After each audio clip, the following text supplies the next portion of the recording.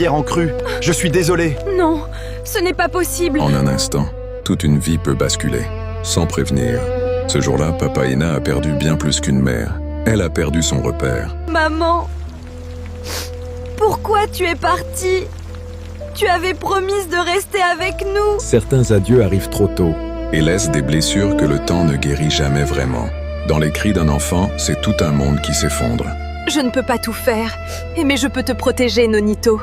À partir d'aujourd'hui, tu passes avant tout, même avant mes rêves. Et ce soir-là, Papa Hina a décidé de sacrifier ses rêves pour devenir le pilier de son petit frère. Comme si la vie ne s'acharnait pas assez. Si je suis ici aujourd'hui, c'est grâce à ma sœur.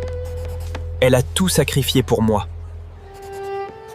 Non, pas ça! C'était tout ce qu'il nous restait! Pourquoi encore nous? Le dernier héritage de leur mère part en fumée. Mais même dans les flammes, Papa Hina n'abandonne pas. Elle continue de se battre. Tu peux être fier de toi. Merci. Mais ce diplôme appartient surtout à ma sœur. J'ai travaillé dur pour en arriver là. Aujourd'hui, je n'ai plus besoin de personne. Le succès peut élever un homme, mais aussi lui faire oublier d'où il vient. Et parfois, en gagnant le monde, on perd l'essentiel. Je ne me sens pas bien. Nonito, j'ai besoin de toi. Mon frère, s'il te plaît, je suis très malade, viens m'aider. Je suis occupé, Papa Hina. Appelle quelqu'un d'autre. On se verra une autre fois. J'ai tout sacrifié pour lui, jusqu'à ma propre vie. Et aujourd'hui, il m'abandonne comme si je n'étais rien. Elle a tout sacrifié pour son petit frère. Jusqu'à oublier sa propre vie.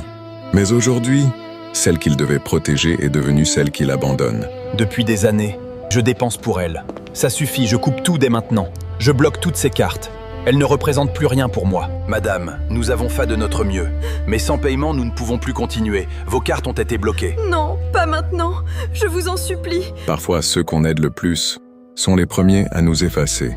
Sans argent, même la vie devient un luxe. Maman, pourquoi papa ne me parle jamais de ma tante? Même moi, je ne l'ai jamais vue. Peut-être qu'elle n'est plus en vie. Monsieur, vous connaissez Nonito, s'il vous plaît? Oui, c'est le plus grand directeur de la ville. Mais toi, tu es qui pour lui? Je suis sa sœur. Une SDF comme toi. Tu te moques de moi, hein? Et ce jour-là, elle comprend que plus personne ne viendra la sauver. Elle n'a plus rien, sauf l'espoir de voir son frère. Mais devant le monde, elle devient une inconnue qu'on rejette sans pitié. T'es venu ici pourquoi? Tu viens ici pour me ridiculiser. Regarde-toi et regarde-moi. On ne vit plus dans le même monde. J'ai honte de dire que tu es ma sœur. Tout ce que tu es aujourd'hui, c'est moi qui l'ai construit. J'ai tenu ma promesse à maman. Et voilà comment tu me remercies. Allô, ambulance. Une femme est en état critique. Elle respire à peine. Envoyez quelqu'un immédiatement, s'il vous plaît. Quand tout le monde détourne le regard, il suffit parfois d'un inconnu pour redonner un peu d'humanité. Mais parfois, l'aide arrive trop tard. Nous avons tout essayé, mais elle est décédée. Non, ce n'est pas possible. Je voulais l'aider. Elle est partie, toute seule. Vous connaissez une femme appelée Papayita?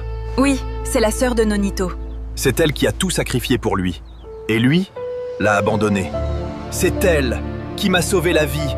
Je dois réparer ça. Merci à vous. La vérité finit toujours par refaire surface. Et ce que l'on cache par honte devient un poids impossible à porter. Tu n'as pas seulement abandonné ta sœur, tu as prouvé que tu n'as aucun cœur. Tu ne mérites pas ce poste, ni aucune place ici.